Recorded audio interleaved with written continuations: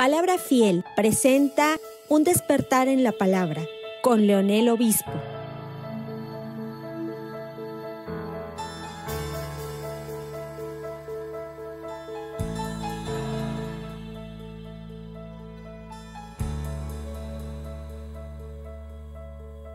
Les invito a que abran la palabra de Dios.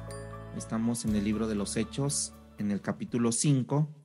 Vamos a dar lectura a partir del versículo 12 en adelante. El tema de hoy es el obedecer tiene un costo, ¿verdad? Que siempre todas las cosas en este mundo tienen un costo y no por eso excluimos la obediencia. Con frecuencia oímos acerca de las bendiciones de Dios y ahora quisiera hablarte y ponerte a la mesa, ¿sí? El otro lado de la moneda. Cuando obedecemos a Dios o obedecemos, hay que pagar un costo, ¿sí?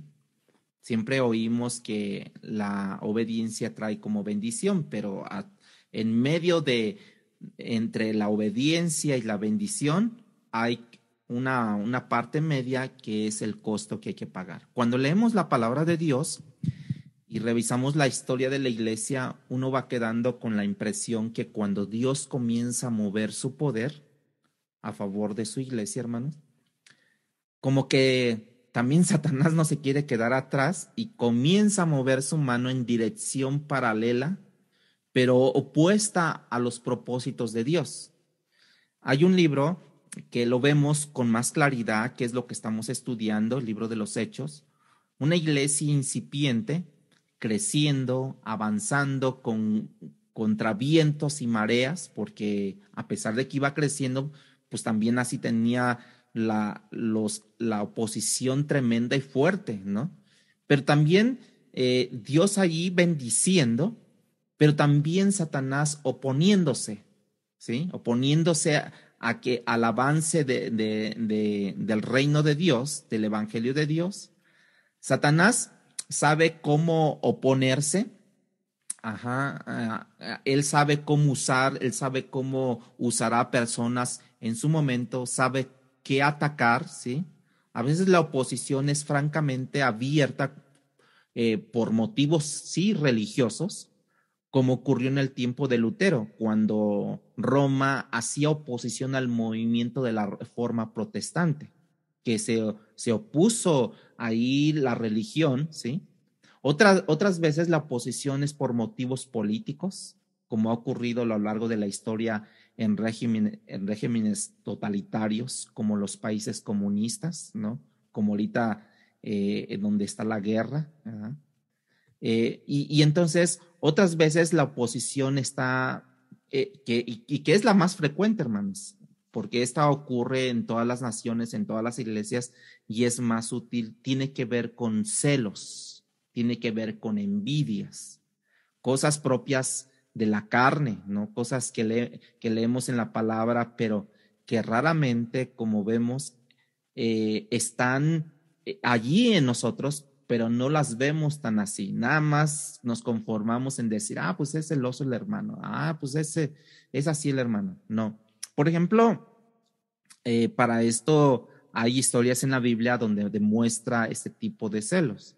Leemos acerca de Saúl, ¿verdad? Y cómo David mató a Goliat, y entonces las mujeres, cuando llegó al pueblo, cantaron acerca de cómo Saúl mató a sus miles, pero David mató a sus 10,000, ¿verdad? Eso lo puede usted checar en 1 Samuel 19:8, ahí en su casa.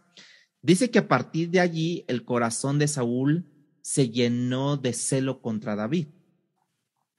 También tenemos este ejemplo temprano en la naturaleza humana, en el libro de Génesis capítulo 4, donde Caín no toleró el celo, la envidia que experimentó en contra de su hermano Abel. ¿Se acuerdan de eso?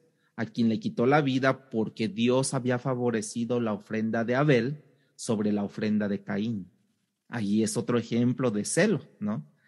Hay como algo de la naturaleza humana que no tolera ver al otro triunfar o ser bendecido por encima de nosotros.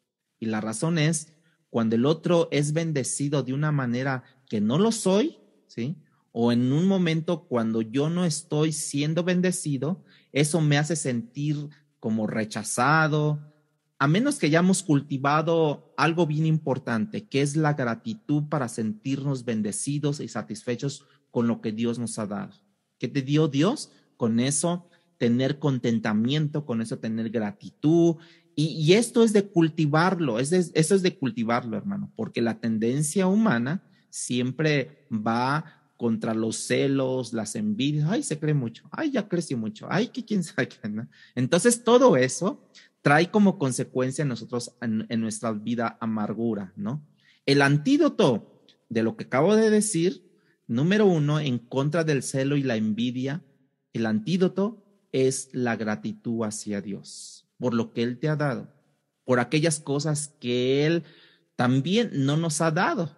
Y cuando nosotros entendemos o leemos o estamos leyendo en este texto que vamos a ver, nos vamos a percatar de que hay un grupo de líderes, en este caso saduceos y parte del Sanedrín, que se llenaron de celos al ver a una iglesia incipiente, una iglesia que crecía, y al ver las señales que estos apóstoles o estos seguidores de Jesucristo y los prodigios que Dios hacía por medio de esos apóstoles, se llenaron de celos.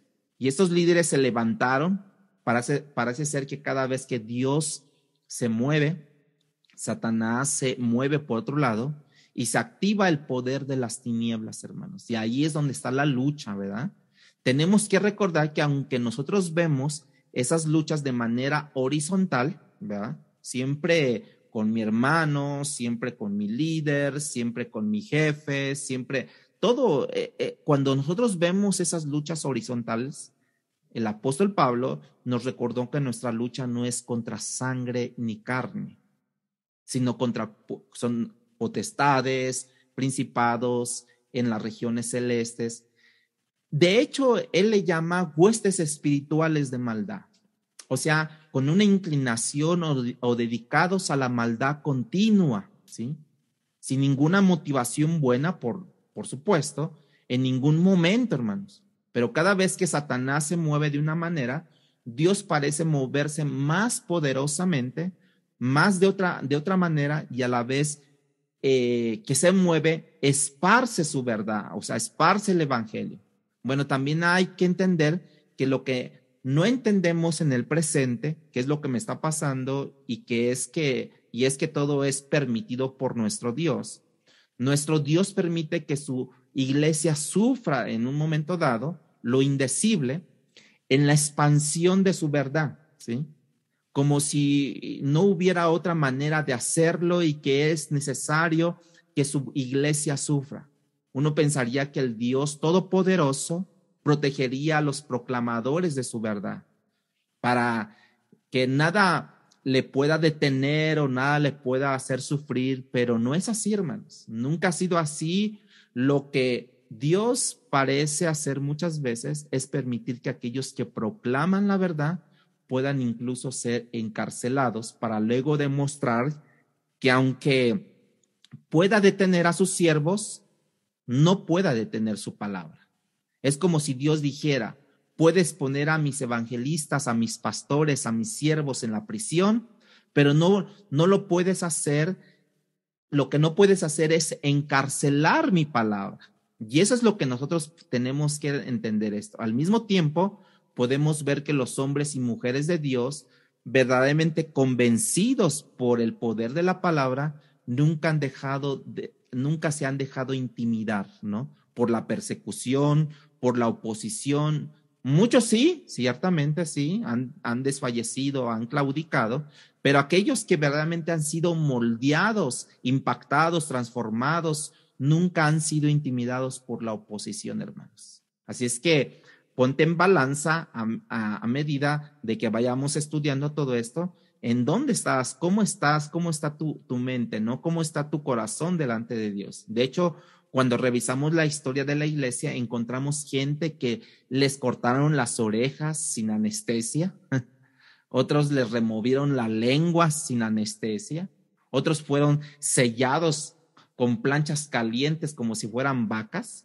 pero eso sí, nunca negaron su fe, porque su corazón realmente estaba ubicado en los propósitos de Dios. Después de esta introducción, hermanos, quiero que leamos el pasaje señalado en Hechos capítulo 5, versículo 12 al versículo 32. Dice de esta manera, Hechos capítulo 5, versículo 12 al 32.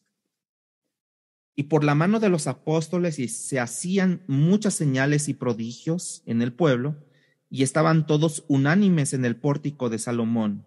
De los demás, ninguno se atrevía a juntarse con ellos, mas el pueblo los alababa grandemente.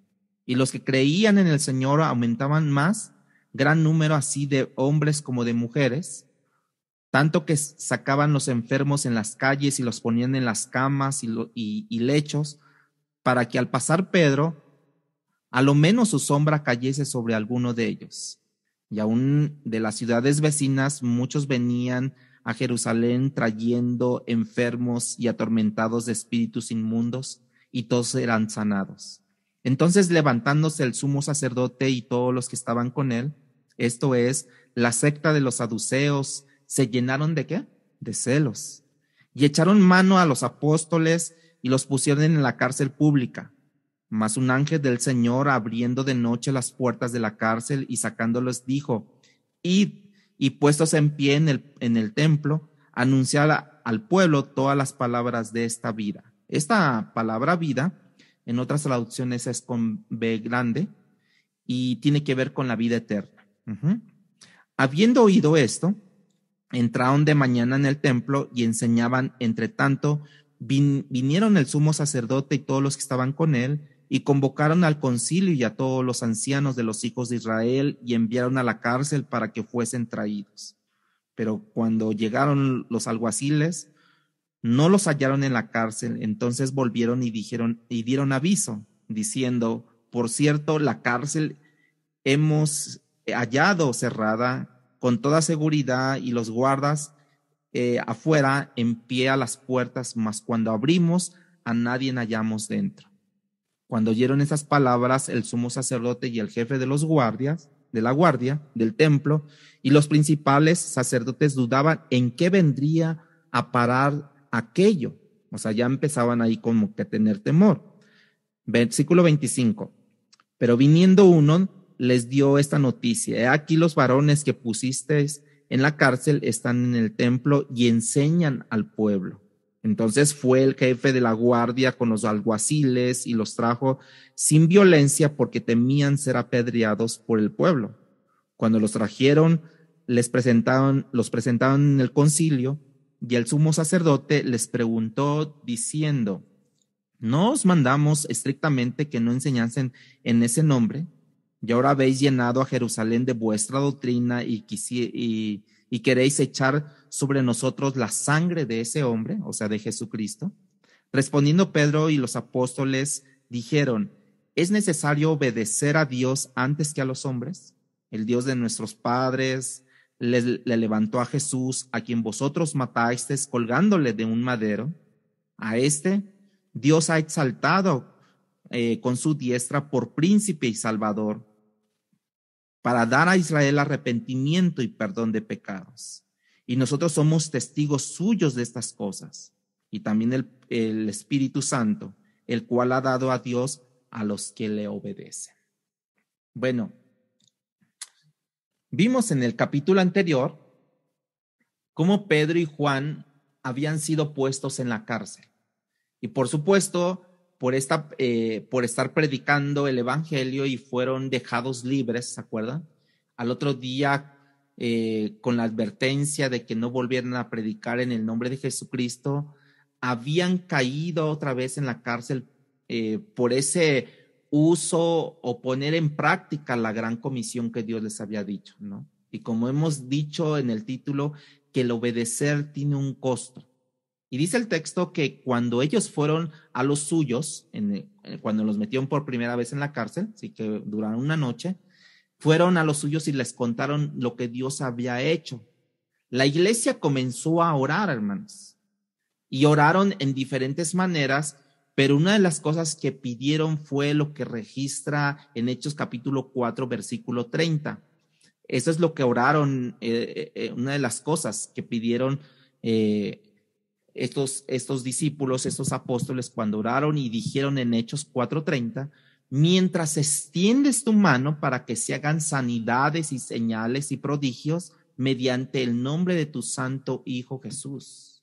O sea, dijimos que en esa ocasión que la confianza depositada en la soberanía de Dios afecta el resultado de nuestras oraciones. ¿Se acuerdan de eso? Y literalmente podemos ver eso allí, porque la iglesia está orando en el 4:30 que Dios haga señales y prodigios, y en el texto de hoy ya comenzamos a ver la respuesta de esa oración. Hay algo que necesito entender. Dios no necesita mi oración para actuar. Eso sí es bien cierto. De hecho, cuando Él creó el mundo, nadie estaba orando. Y Dios creó el cielo y la tierra y todo, ¿verdad? Pero en su soberanía, también quiero explicar esto, en su soberanía, Dios ha diseñado la relación entre Él y su pueblo mediante la oración o a través de la oración para que afecte resultados. ¿Se acuerdan que dijo, no tenéis porque no pedís? Entonces, Él había hecho en su soberanía, había puesto de antemano una relación que tendría que haber entre el pueblo y Él para que mi oración fuera afectada, porque si no tengo es porque no pido. Y así lo ha hecho Dios, porque de esa manera Él cultiva principalmente mi vida de comunión, mi vida de oración con ese Dios, y Dios me ayuda a crecer en dependencia también de Él. Dios me va a ayudar a crecer mi fe cuando permita que yo ore y Él pueda responder dándome parte de lo que he orado, porque de esa manera mi fe crece en lo que es su fidelidad y el cuidado personal que Él tiene para con nosotros. Entonces, a medida que yo tengo comunión con Él, entonces mi vida de fe es aumentada, mi vida de dependencia de Él es aumentada, y entonces yo puedo entender que los propósitos de Él, que Él tiene para conmigo, es que yo esté en comunión con Él. O sea, que en la soberanía de Dios, mi oración va a afectar mis resultados. En el 4:30, como ya leímos, el pueblo estaba orando y pidiendo que Dios extendiera su mano para que se hiciesen sanaciones, curaciones, milagros, ¿verdad? Y ahora en el 5:12 que terminamos de leer, que empezamos a leer el día de hoy, comenzamos nuestra lectura de hoy, vemos la respuesta de esa oración. Y eso introduce a mi primer punto, y el primer punto es el poder de Dios a favor de su iglesia. Ese es el primer punto, el poder de Dios a través de su iglesia. Versículo 12 dice que por la mano de los apóstoles se hacían muchas señales. ¿Qué es lo que estaban pidiendo en el 4:30? Que se hiciesen milagros, que se hiciesen prodigios en su nombre. Y ahora por mano de los apóstoles, 5:12, hacían muchas señales y prodigios y el pueblo, en el pueblo, y estaban todos unánimes en el pórtico de Salomón, dice así el 5:12. No solamente Dios hizo manifiesto su poder a favor de su iglesia, sino que parte de ese favor, ¿sí?, se ve en la unidad que el pueblo experimentó. ¿Cómo estaban todos? Unánimes. Estaban todos reunidos en el pórtico de Salomón, un área que aparentemente podía tener un amplio espacio para mucha gente, y estaban allí unidos, ¿no? Unánimes. La unidad es una de las cosas que Dios bendice, hermanos. La unidad es una de las cosas que Dios bendice. Y la división es una de las cosas que Dios castiga o disciplina según el caso. Cuando una persona está metiendo división en la iglesia, cuando una persona está metiendo problemas en la iglesia, Dios castiga a esa persona, ¿no? Trae disciplina a esa persona, ¿no? Por eso vemos en los versículos 14 y 15 de Hechos 5, 14 y 15 dice: y los que creían en el Señor aumentaban más, gran número así de hombres como de mujeres,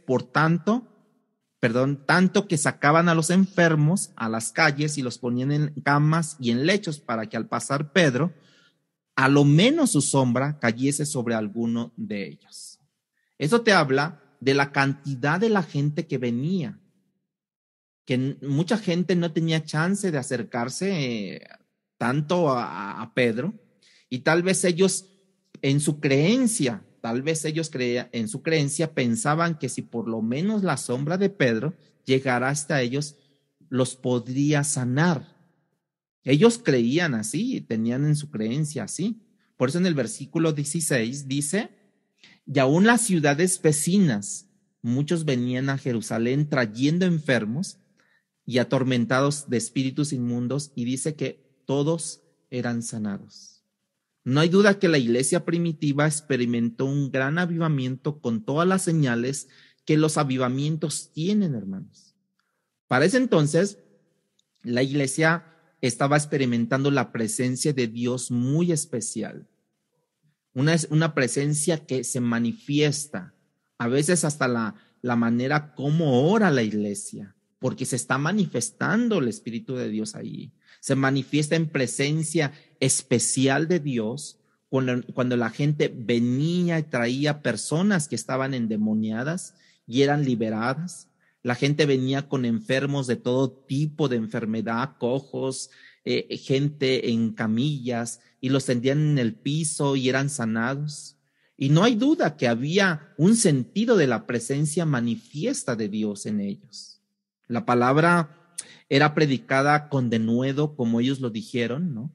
Y eso ya lo vimos, y las conversiones que ellos tenían en un momento dado eran masivas, ¿no? 3,000 conversiones en un solo día en el Pentecostés, y en el texto de hoy se nos dice que había multitud de cientos de hombres y mujeres que eran añadidos constantemente, ni siquiera de un fin de semana, dice que eran constantemente, crecía esta audiencia. Había hambre por la palabra de Dios, había reverencia por la santidad de Dios, sobre todo después de que Dios le quita la vida a Ananías y Zafira porque mintieron. El texto dice que entró en el pueblo un gran temor, cayó sobre ellos, sobre todos ellos. Entonces imagínense una iglesia incipiente que va comenzando, que va aumentando, que va creciendo, y entonces de repente se encuentra con que están haciendo milagros, prodigios, la gente es sanada, y cada vez se va acrecentando más el número de la gente. Y los discípulos, entonces, en ese momento, estaban dispuestos a obedecer a pesar del costo que venía.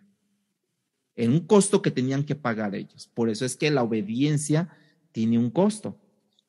Todas esas cosas son señales de un avivamiento, hermanos. Todo es el obrar sobrenatural de la gracia de Dios sobre ellos. Paradójicamente, las bendiciones siempre han venido acompañadas de persecuciones. Nadie fue más bendecido que el Hijo de Dios encarnado, y nadie fue más perseguido que el mismo Hijo de Dios encarnado. Si tú no quieres ser condenado, no quieres ser criticado, rechazado, cuestionado, no es tan difícil. Nomás no digas nada y no hagas nada, pero descubrirás que serás de todas maneras cuestionado y criticado, condenado por no decir nada y por no hacer nada, ¿sí? Muchas veces recibirás, ciertamente, cuando no hables, cuando no digas y que Dios te ha mandado a hacer, recibirás disciplina del Señor. Entonces es mejor hacer, es mejor decir, aunque yo sea señalado, condenado, criticado, porque al final del cabo, si no lo hago, también lo seré y tendré la disciplina del Señor. Entonces, claramente vemos el poder de Dios a favor de su iglesia. Ahora, segundo punto, quiero que le pongan: la bendición del hombre parece invitar la persecución. La bendición del hombre parece invitar la persecución. A medida que nosotros vemos que el poder de Dios es a favor de su iglesia, parece invitar esa bendición también a la persecución del hombre. Vemos en el versículo 17 y 18 de capítulo 5, dice: entonces levantándose el sumo sacerdote y todos los que estaban con él, esto es, la secta de los saduceos, se llenaron de celos y echaron mano a los apóstoles y los pusieron en la cárcel pública.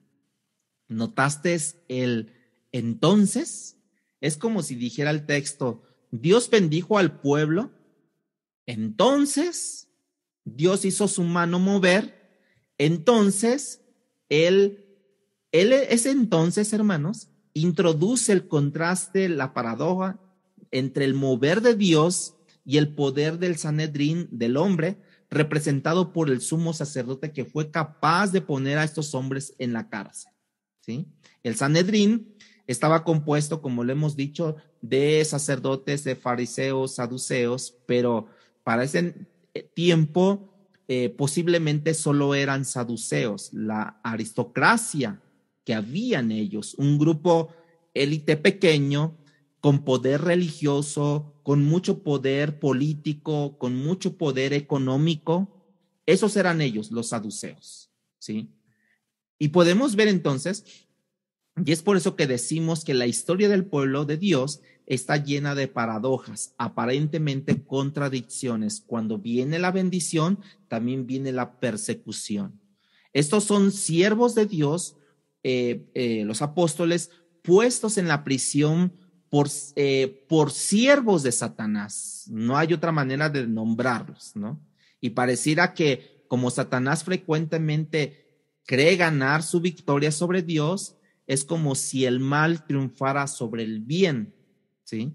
Pero vemos una y otra vez, a través de la historia, Dios permitiendo que Satanás haga su movimiento para él hacer el suyo, Dios, ¿sí? Ahora Lucas nos deja ver cuál fue la razón de la oposición en este caso, porque los saduceos, los miembros del Sanedrín, se llenaron de celo ellos, porque no tenían el poder que permitía hacer señales. Por eso se encelaron, porque no tenían el poder para hacer señales y prodigios, y tampoco tenían las multitudes que ahora ya estaban teniendo esos apóstoles, el evangelio, que se estaban agregando a ellos.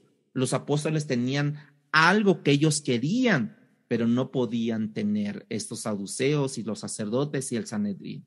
Y yo creo que eso es algo que nos permite a nosotros pausar momentáneamente y pensar en nosotros, porque la realidad es que el celo es una experiencia humana muy común, hermanos.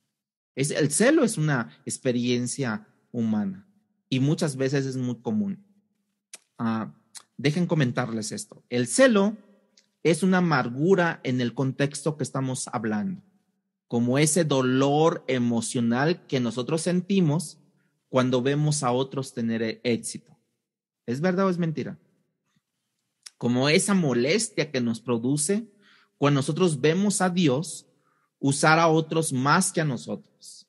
Cuando nosotros vemos a individuos que tienen dones y talentos que nosotros no tenemos, ¿sí? Cuando nosotros vemos a otros avanzar y nosotros no hemos podido hacerlo, ¿verdad? Cuando otros reciben aplausos que yo no estoy recibiendo también. O cuando vemos a otros ser usados por Dios en momentos cuando yo no estoy siendo usado de esa manera. Eso es algo que nos puede afectar a todos nosotros en un momento dado. Aquellos que reciben la promoción en el trabajo y nosotros no recibimos la promoción, entonces nosotros decimos: oye, pero si yo tengo más tiempo, oye, pero si yo me quedo más tiempo aquí trabajando, oye, si yo me esmero por tener bien todos mis informes, ¿y por qué no crezco? Son celos. Hay algo que debemos de hacer, hermanos. Hay algo que debemos de hacer todos nosotros. Es poder celebrar la obra de Dios en otros. No solamente para traer gloria a Dios, no solamente para traer gozo a ese otro, sino también para combatir la inclinación de la carne, como lo dijimos en la mañana, ¿verdad? Para combatir la inclinación de la carne, que no le agrada disfrutar el éxito del otro, o más bien la obra de Dios en el otro. ¿Qué es lo que debemos de hacer, hermano? ¿Cuál es el antídoto? Es celebrar la obra de Dios en otros. No solamente para traer gloria a Dios, sino también para traer gozo al otro. Los saduceos querían un poder que no podían tener. Querían un seguimiento, o sea, de los seguidores, de unos seguidores que no tenían, y por tanto el celo estuvo en ellos. Y dice en el versículo 18, y echaron mano a los apóstoles y los pusieron en la cárcel pública. Cuando nosotros actuamos como los saduceos, tenemos que recordar que nuestro malestar no es en contra del que está siendo bendecido. ¿Saben de quién es en contra? Es en contra de Dios, porque Dios así lo ha permitido, que los otros sean bendecidos. ¿Quién dispone el uso de sus siervos? ¿Quién dispone el uso de ellos cuando, cómo y en dónde Dios los bendice? Y es bueno recordar esto, hermanos, que no hay nada más destructivo en una congregación que el celo o la envidia experimentada entre las ovejas. Es algo que tenemos que destruir, que tenemos que parar, tenemos que poner un límite, ¿no? El antídoto, como lo dije, es la gratitud con lo que Dios me ha dado a mí. Lo que yo tengo, te bendigo, Dios, te alabo, Dios, que mi hermano tiene más talento. Gracias, Dios, porque así se lo has dado. Y cuando nosotros tenemos un espíritu de agradecimiento, de gratitud, entonces más bien yo entiendo que Dios entiende que yo no necesito esa bendición por el momento para el llamado que Dios me ha hecho. ¿Sí? ¿Estoy de acuerdo? ¿Sí están entendiendo esto? ¿Por qué? Porque cada vez que yo le doy gratitud y a la vez yo digo, ¿y por qué a él sí? ¿Y por qué a mí no? Entonces no estoy entendiendo que Dios entiende que no lo necesito esa bendición por el momento, porque mi llamado para el cual Dios me ha hecho, entonces necesito nada más lo que Él me ha dado en el momento. ¿Sí? Número 3. La tribulación es el mejor escenario para Dios mostrar su poder. La tribulación es el mejor escenario para Dios mostrar su poder. Versículo 18. En este momento los apóstoles estaban siendo puestos en prisión, acuérdense, ¿no? Estaban ya en la prisión. Versículo ahora 19. Mas un ángel del Señor abriendo de noche las puertas de la cárcel y sacándoles dijo, ¿no? Ahí vamos a quedarnos ahí. Más. Ese más un ángel, o sea, eso introduce otro contraste entre la cárcel del Sanedrín y la libertad del Señor, hermanos. Dios no tiene límites cuando Él quiere obrar para llevar a cabo sus propósitos. En esta ocasión usó a un ángel, ¿no? Para que abriera las puertas. En otras ocasiones, pero chequen allí, hermanos, en otras ocasiones Dios decidió no abrir la puerta de la cárcel y permitir que Jacobo fuese decapitado. Acuérdense de eso. Dios nunca nos ha prometido una vida sin riesgos o una vida sin problemas o sin dolor, porque incluso dijo, en el mundo tendréis ¿qué? Tribulaciones, aflicciones, mas confiad que yo he vencido al mundo. Alguien que dijo que Dios nunca nos ha prometido, chequen esto, un vuelo sin turbulencias. Lo que sí nos ha prometido es que tendremos un aterrizaje seguro, hermanos. Esa es la promesa de Dios. Tú vas a aterrizar en el cielo de una manera segura. En el vuelo habrá tribulación, pero tendréis paz. En el vuelo habrá turbulencias, pero tendréis paz. ¿A poco no pasa eso cuando ya uno, a veces que van los aviones y pasas por la turbulencia? Son segundos, pero parece que fueron minutos o horas, ¿no? Y ya cuando bajas casi te arrodillas. Ay, qué bueno, porque todo terminó bien, todo terminó en paz. Bueno, así es esto. Alguien dijo eso, que Dios no nos ha prometido un vuelo sin turbulencias. Lo que sí ha prometido es que tu aterrizaje será seguro, porque estás en las manos de Dios. Hermano, Dios no ignora los movimientos de Satanás. No ignora cómo su poder de otra manera se mueve de Satanás. Pero a pesar de que Dios conoce los movimientos, el mover de Satanás, Dios se muestra con su poder y sacó en este momento, en lo que estamos leyendo, a sus discípulos de la cárcel. Y creo que es un buen momento para otra vez pausar una vez más, a manera de hacer una ilustración reflexiva, de reflexión. Pensemos de esta manera. La cárcel es la que el Sanedrín puso a los apóstoles. Es una imagen de algo que deberíamos de recordar, ¿sí?, a nosotros mismos, que Satanás disfruta el ver a los hijos de Dios o en prisiones físicas como esas que estaban pasando los apóstoles, pero en otras ocasiones hay prisiones emocionales o espirituales. Y Satanás le encanta todo esto, que disfrutar que los hijos de Dios estén llenos de resentimiento, llenos de amargura, ¿sí? Y es allí donde nosotros tenemos que entender que las cárceles no siempre son físicas, sino también espirituales. Dios permitió que Pedro y Juan llegaran a la cárcel por el Sanedrín, por los saduceos, los tomaron y los metieron en la cárcel, ¿sí? Hay muchas veces que Dios va a permitir que esas prisiones sean emocionales, espirituales. Y a Satanás le va a ver disfrutar a los hijos de Dios de esa manera, llenos de resentimiento y de amargura.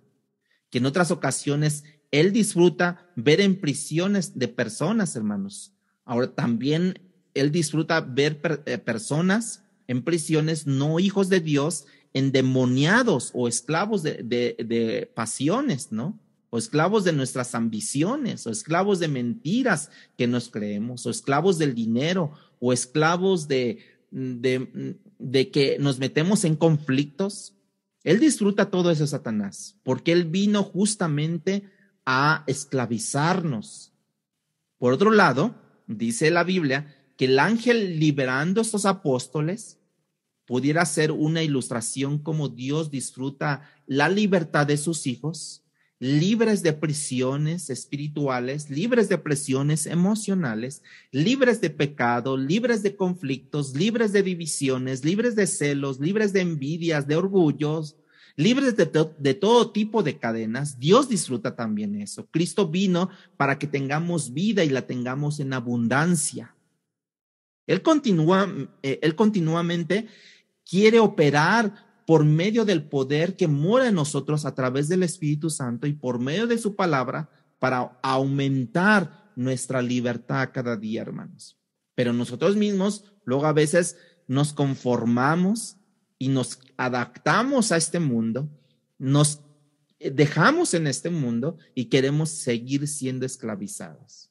Satanás continuamente obra usando a personas alrededor nuestro, como tu esposo, tu esposa, como tus parientes, como tus compadres, como tus amigos, para aumentar nuestra esclavitud o nuestra limitación a nuestras prisiones, nuestro dolor.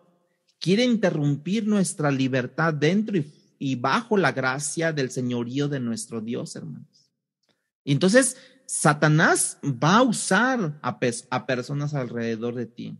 Y ahí está, entre nosotros, entendemos que ahora estamos bajo la gracia de la libertad que Dios nos ha dado bajo el señorío de Dios, y en nosotros está que decidimos ser esclavos, ser encadenados, ser puestos en prisiones, o vivir bajo la libertad y que el ángel de Dios venga y nos dé esa libertad para que la gracia del señorío en nosotros esté en Dios, hermanos. Número 4, Dios nos ha dejado en este mundo para evitarnos. No nos ha dejado Dios en este mundo para evitarnos los riesgos, sino para enfrentarlos con Él. una vez más, Dios no nos ha dejado en este mundo para evitarnos los riesgos, sino para enfrentarlos con Él. Y ahí está puesto un versículo 20, que el ángel les dijo: id y puestos en pie en el templo, anunciad al pueblo todas las palabras de esta vida, de la vida eterna.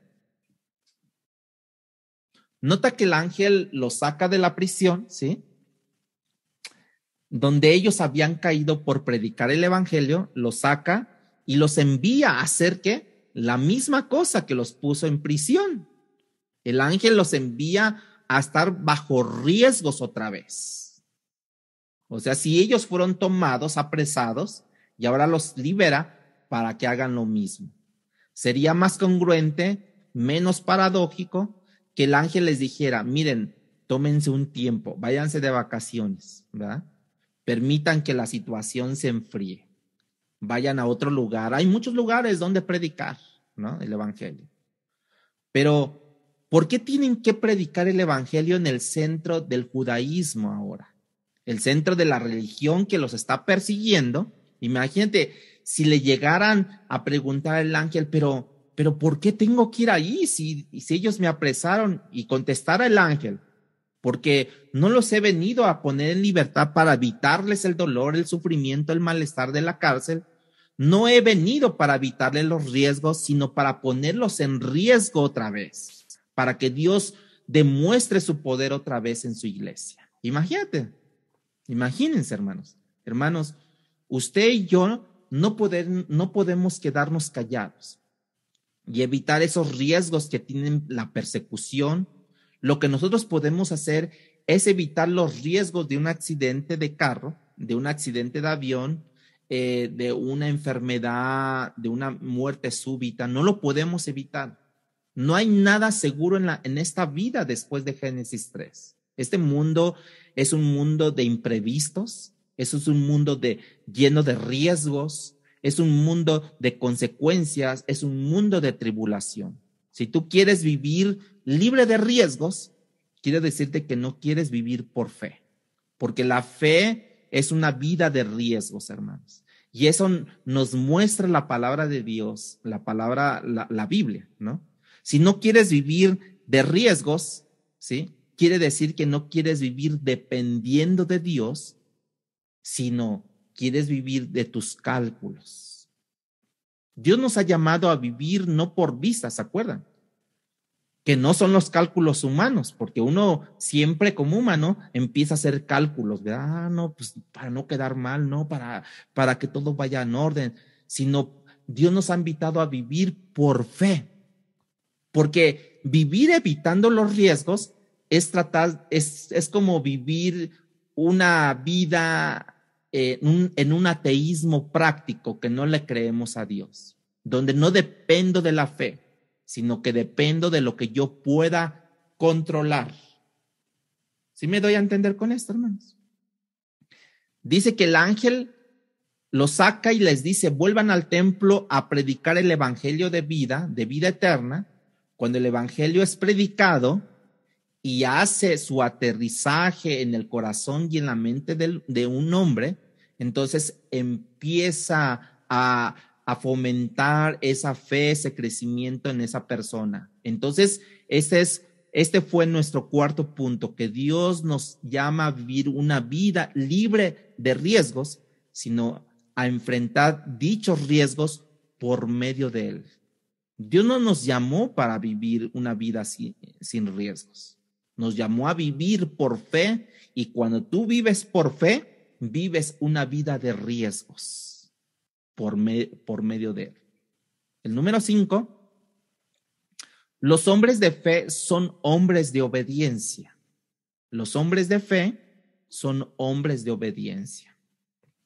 ¿Por qué? Porque en el versículo 21 dice que estos fariseos, habiendo oído esto, entraron en la mañana en el templo y enseñaban. Entre tanto, vinieron el sumo sacerdote y los que estaban con él, y convocaron al concilio y todos los ancianos de los hijos de Israel, y enviaron a la cárcel para que fuesen traídos.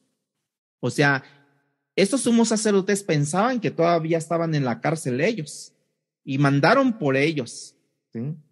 Entonces, podemos ver que volvieron a predicar el mismo evangelio, la misma causa que los llevó a la prisión, y lo hicieron de una manera dispuesta y con denuedo. No lo hicieron una semana después, hermanos, no un mes después, no 3 meses después, cuando todo ya se enfrió, ¿no? Cuando la situación se enfrió. Al amanecer, dice que al otro día ellos volvieron a hacer lo mismo.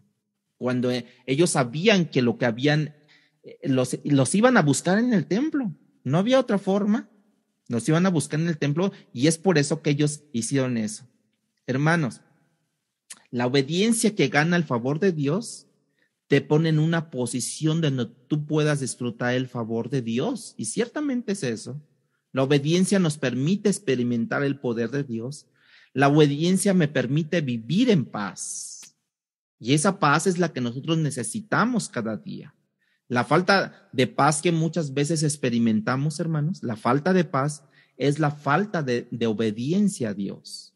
Entonces pudiéramos decir que hay una lucha entre la carne y el espíritu, y es lo que menciona Gálatas 5, ¿verdad? Que hay una lucha entre esas dos partes. Pero desde un ángulo, la obediencia es someterme, rendirme a los planes del Señor. Cuando yo aprenda a rendir cada área de mi ser o de mi vida a Dios precisamente, la rendición de toda mi vida requiere, hermanos, la muerte al yo.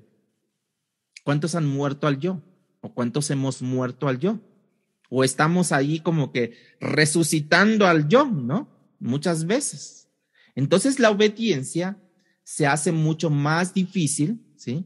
Cuando yo decido, o se hace más fácil, diríamos así.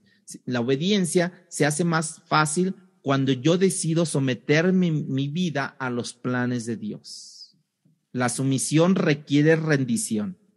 O sea, cada área de mi ser a la voluntad de Dios. Pero la rendición de mi vida requiere una muerte. Y esa muerte es la que muchas veces nosotros no queremos matar al yo. ¿Sí? Los apóstoles estaban dispuestos a morir al día siguiente. Estaban en el templo al amanecer, volviendo de la prisión y entraron al templo a predicar, no importando si terminarían otra vez en la prisión ellos. Volvieron a predicar el evangelio porque ellos ya no temían a la muerte, hermanos. Ellos ya habían muerto a sí mismos. Por así decirlo, ya no valoraban mucho tanto su vida, y es la razón que el mensaje que ellos recibieron de parte del ángel, ellos no tardaron en obedecer porque entendían que ya habían muerto al yo, que no le temían a la muerte, ¿no? Hay una cosa bien importante, que la obediencia tardía es desobediencia temprana. Cuando uno le dice a alguien, ¿no? A su hijo o a su subordinado, oye, haz esto, y llegas tú después de 2 horas o de 3 horas y no lo ha hecho, ¿tú qué le dices? Oye, si ya tienen 2 horas que te dije que lo hicieras y no lo has hecho. Eso es la obediencia tardía, porque te puede decir, sí, ya lo hago ahorita, ya lo voy a hacer. Bueno, lo hacen, ¿no? Pero la obediencia tardía es desobediencia temprana. Fíjense cómo está ahí. No obedecí tempranamente y entonces se vuelve una desobediencia temprana a la obediencia tardía. O sea, en cuanto Dios nos dice, hagan esto, entonces hagámoslo, ¿sí? Cuando no duele la obediencia, hermanos, como lo comenté el jueves, cuando no duele la obediencia, es conveniencia. Y la obediencia parcial es desobediencia total. Cuando no me duele a mí la obediencia, es conveniencia. Y la obediencia parcial es desobediencia total. Explicaba esto que Saúl vivió esa experiencia. Él recibió una orden de parte de Dios que eliminara a todos los amalecitas, que no dejaría a nadie en vivo en ese lugar, en esa ciudad. recibió una orden que no tendría que violar, que no tomara nada de lo recaudado de esa población, nada del anatema, ¿sí?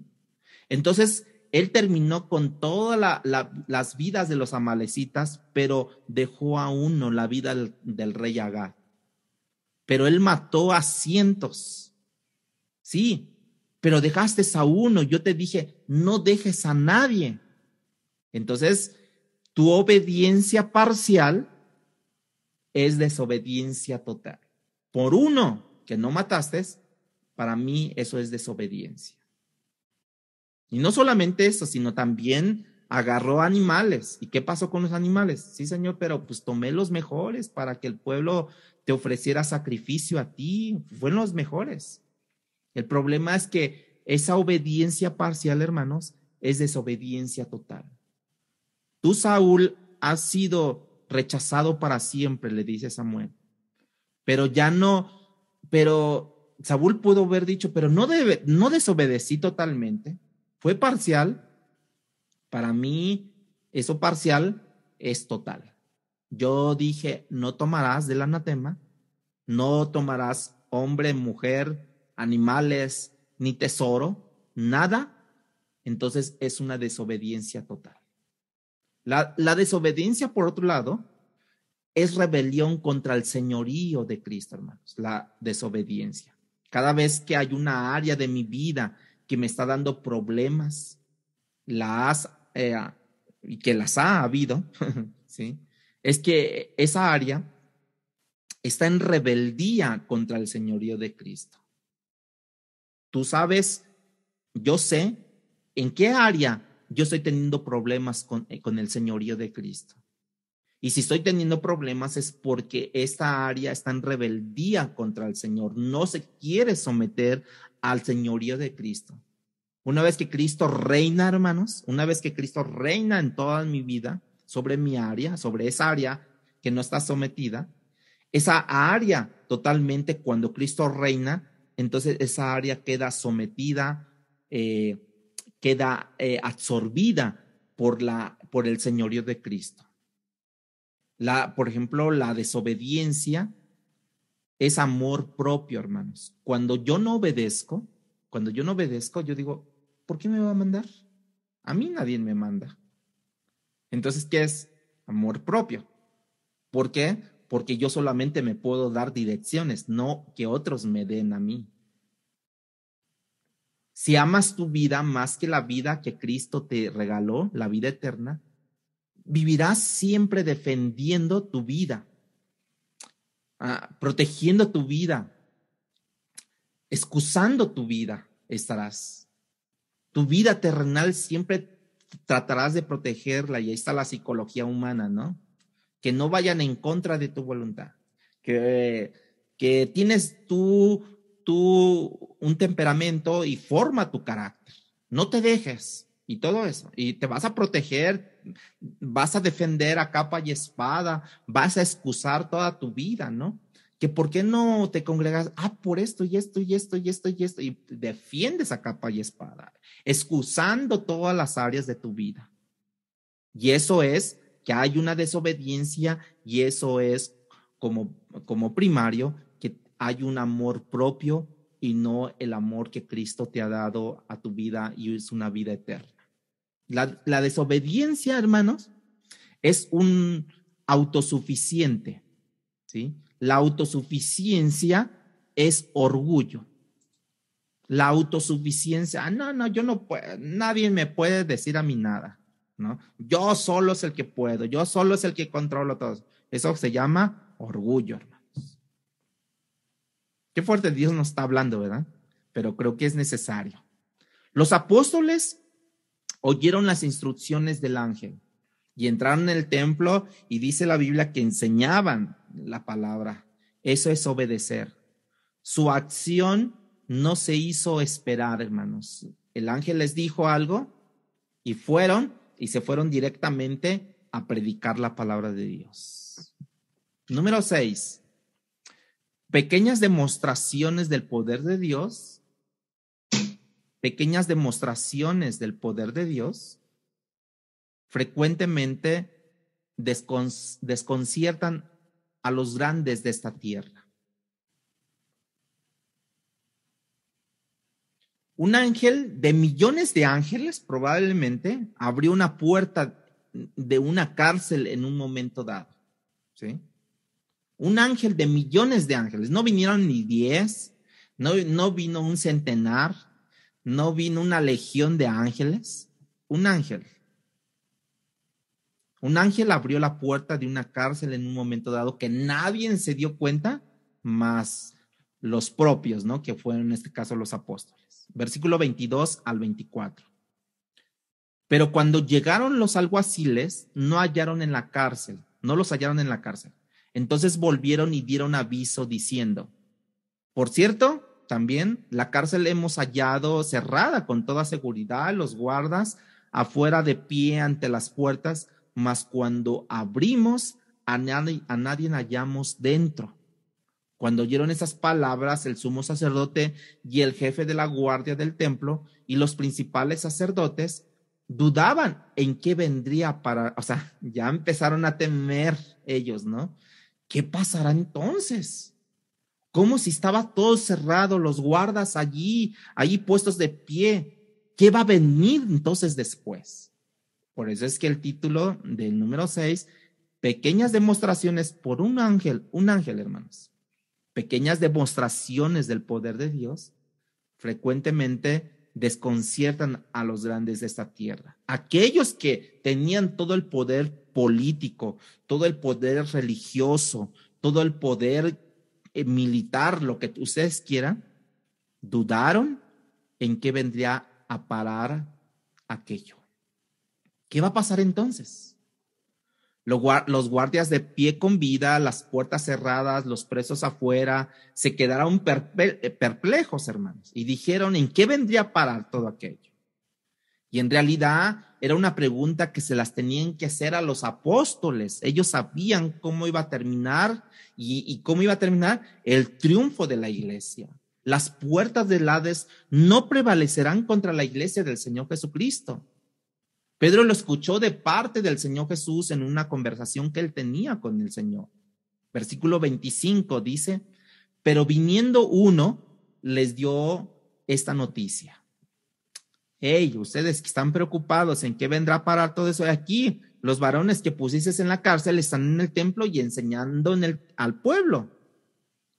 Juan no le dice a Pedro: mira, Pedro, tú eres muy impulsivo. Bájale 3 rayitas a tu lenguaje, dilúyelo, hazlo más diplomático, aprende a suavizar tu lenguaje. Tampoco hicieron nada de eso, hermanos. ¿Sí? Tampoco dijeron ellos: Pedro, mira, en vista de todo lo que ha pasado ahorita, que ya nos metieron en la cárcel y nos volvieron a meter en la cárcel, ¿por qué no hacemos un plan? ¿Y por qué no te vas con un grupo a tu casa y yo me voy con otro grupo a la mía? Y ya les decimos a los demás apóstoles que también hagan lo mismo. Hay que ser sabios, ¿o no creen?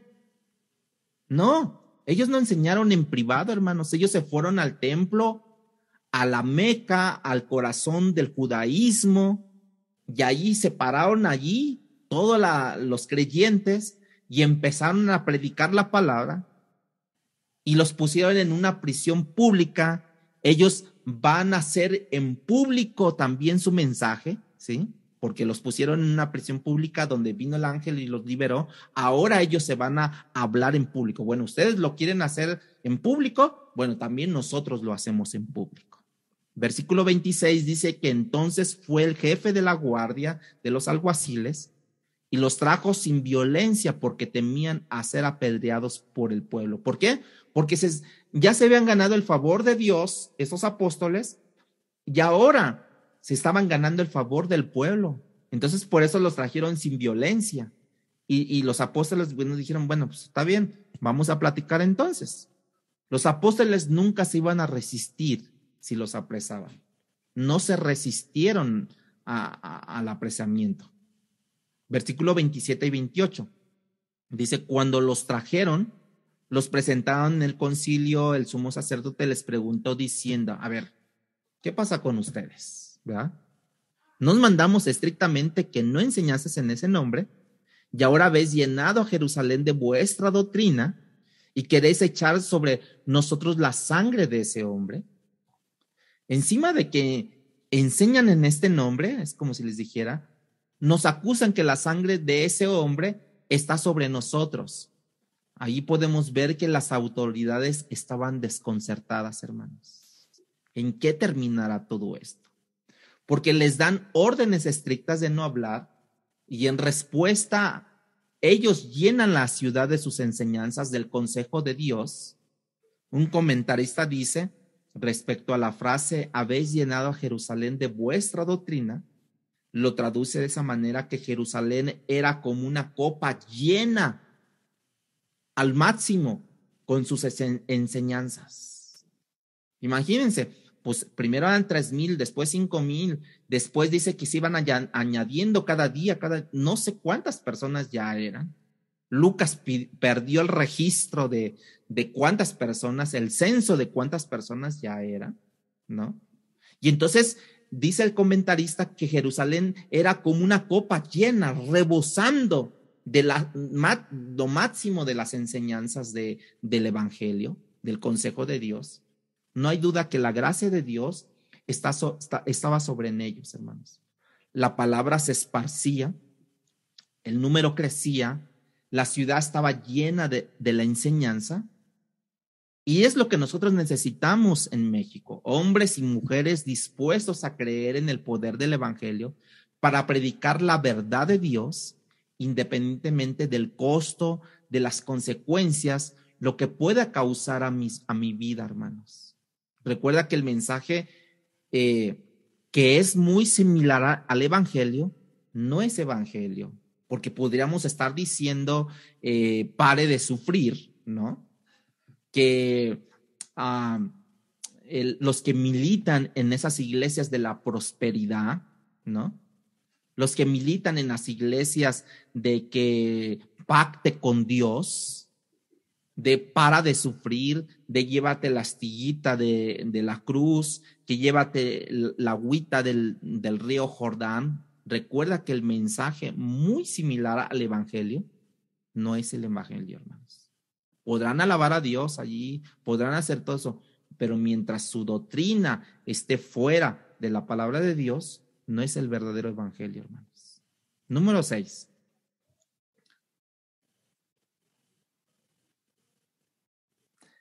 Y el número 6 tiene que ver cómo habla una persona impactada por el Evangelio de Dios. ¿Cómo habla una persona impactada por el Evangelio de Dios? En el versículo 29 al 32 dice que Pedro respondió a los apóstoles cuando le hicieron la pregunta, ¿no te dijimos que no predicaras en ese nombre? Y a pesar de eso, ahora me quieres poner la sangre de aquel hombre, o sea, de Cristo cuando murió. Pedro respondió y dijo, ¿es necesario obedecer a Dios antes que a los hombres? El Dios de nuestros padres levantó a Jesús, a quien vosotros matasteis. Por si tenías alguna duda de que la sangre no estaba sobre ti, sí está sobre ti. Quien vosotros matasteis colgándole en un madero, a este, o sea, Jesús, Dios ha exaltado con su diestra por príncipe y salvador, para dar a Israel arrepentimiento y perdón de pecados. Y nosotros somos testigos suyos de estas cosas. Y también el Espíritu Santo, el cual ha dado a Dios a los que le obedecen. ¿Sí? Notamos en las palabras de Pedro lo que es un hombre que es impactado por el Evangelio. ¿Cómo es? Que no teme, él tiene claro sus prioridades, él sabe a quién tiene que obedecer, a Dios y a los hombres, pero cuando estas dos cosas, hermanos, porque es necesario también obedecer a los hombres, no porque Dios así lo dice, sométanse, ¿no? A sus autoridades, ¿no? Pero vean esto, cuando estas dos cosas chocan, estas dos cosas, Dios y el hombre, él sabe a quién tiene que obedecer primero, porque él sabe a quién le rinde cuentas. Él tiene una vida que fue comprada a precio de sangre, y para en En este momento, él concluye que él ya no se pertenece a sí mismo, sino le pertenece a Dios y tiene que obedecer primero a Dios, porque estaba chocando entre la autoridad del hombre y la autoridad de Dios. Y Pedro entendió bajo la unción del Espíritu Santo que en ese momento tenía que obedecer a Dios. De manera que esta forma de hablar de Pedro es una evidencia de lo que el impacto del evangelio hace en una persona. No solamente Pedro está impactada por el evangelio, ¿sí?, sino que conoce los componentes del evangelio. ¿Cuáles son los componentes del evangelio, hermano? La crucifixión, la resurrección, la ascensión, el arrepentimiento, el perdón de pecados. Somos testigos y somos testigos de Dios y también el Espíritu Santo se nos da cuando le obedecemos a Él. Todos son componentes del evangelio. Por eso en el versículo 32 dice: y nosotros somos testigos suyos de estas cosas, y también el Espíritu Santo, el cual ha dado Dios a los que le obedecen. Podemos ver en Pedro las marcas del evangelio, del mensaje del evangelio, en la vida de Pedro, en sus palabras, en su defensa de la verdad, en su estilo de vida. Y eso nos vuelve a recordar que la obediencia, hermanos, es vital la obediencia. Porque podemos vivir de una manera y podemos disfrutar el favor de Dios y Dios soplando a favor de su iglesia cuando la iglesia ha entendido que ella necesita, o que cada individuo que la compone, ¿sí?, necesita rendir cada área de la vida, de su vida al Señor, someter su vida a Dios, abrazar una vida que Cristo ha comprado para él, muriendo al yo. Todos son cosas que nosotros debemos de tener. Cuando el pueblo de Dios entiende que la obediencia tardía es desobediencia temprana, que la obediencia cuando no nos duele es realmente conveniencia, y que la obediencia parcial es desobediencia total, hermanos. Entonces, entiendo eso, podemos contar con el favor de Dios, soplando el soplido de Dios a favor de nosotros. Y cuando Dios dice: si yo estoy con ustedes, ¿quién contra nosotros? ¿Quién contra vosotros? Si Dios está a favor de su pueblo, nada nos puede detener, nada nos puede parar, nada nos puede hacer contra. Podrá haber oposición, como lo pasó en este momento, pero no detendrá el avance de la audiencia de Cristo, hermanos. Necesitamos ese nivel de confianza en la soberanía de Dios que ha dicho una y otra vez que está por nosotros, Dios, y no está contra nosotros. Pero eso requiere un nivel de fe, de obediencia a la hora de vivir, de caminar en este mundo, hermanos. Quiero animarte, hermano, a vivir en obediencia para que puedas disfrutar del poder de nuestro Dios, o podamos disfrutar. Que esté siempre dispuesto Dios a apoyarnos, a endosar al pueblo de Dios que está listo para vivir por Él y no para uno mismo, ¿sí? Dios está con nosotros y por tanto nada nos podrá detener, hermanos. Y eso es lo que nosotros necesitamos en cada punto de nuestra vida. ¿Por qué? Porque si nosotros impactamos de esa vida, hermanos, entonces nosotros podemos cambiar nuestro entorno, entonces nosotros podemos vivir, caminar en fe, caminar bajo la voluntad de Dios, hermanos. ¿Cuántos quieren hacerlo? ¿Cuántos quieren caminar bajo la voluntad?